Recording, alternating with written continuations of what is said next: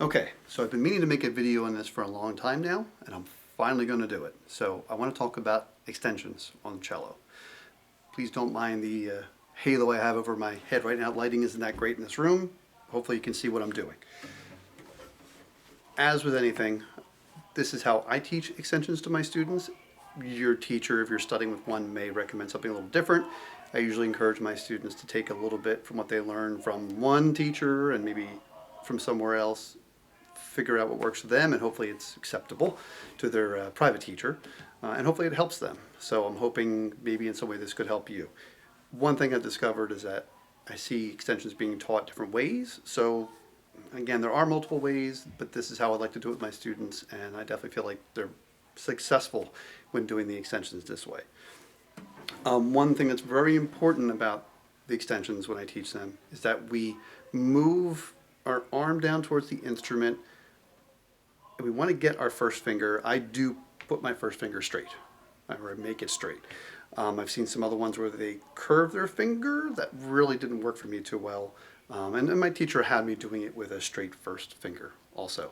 The reason our arm is going to change position is because if I want to straighten my first finger and point it up the neck, it's hard to do with my elbow staying in this position. But as soon as I move my elbow towards the instrument a little bit, I find it easier to get that extension.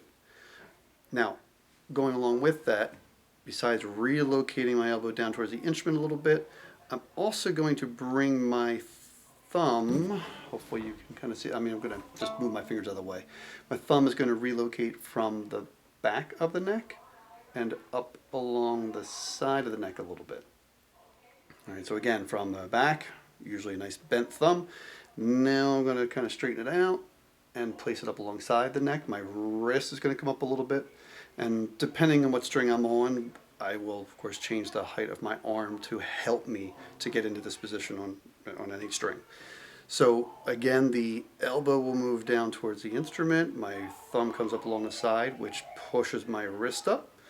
And now I have a nice straight first finger, and I should have a whole step now between my first and second finger, therefore getting the extension.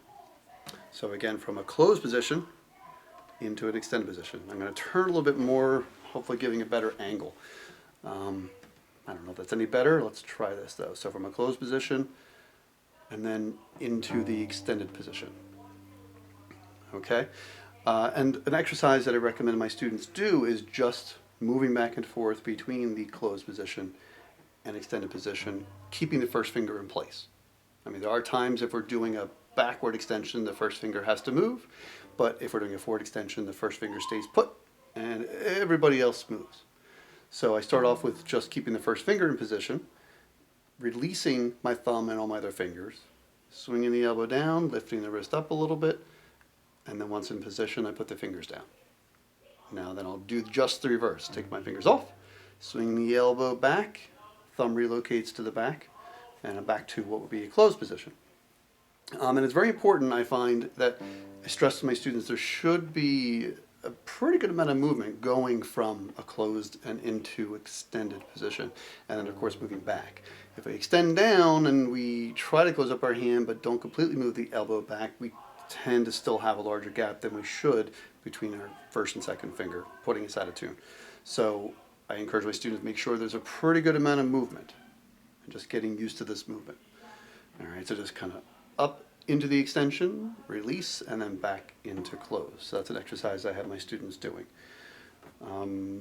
Those are probably the most important things. Again, the elbow's going to swing down, straightening out my first finger, thumb comes up along the side, bringing the wrist up, and again, depending what string I'm on, I know you really can't see my elbow too well, but you can see that at least my wrist is coming up and I'm moving my whole hand from one string all the way over to the other side of the cello. All right, and I find that when I do this, I can stay in position and all my fingers will consistently go where they need to go too. So hopefully that gives you an idea on how to start approaching the extensions, or maybe you've already been doing this for a little while and looking for a different way of doing it.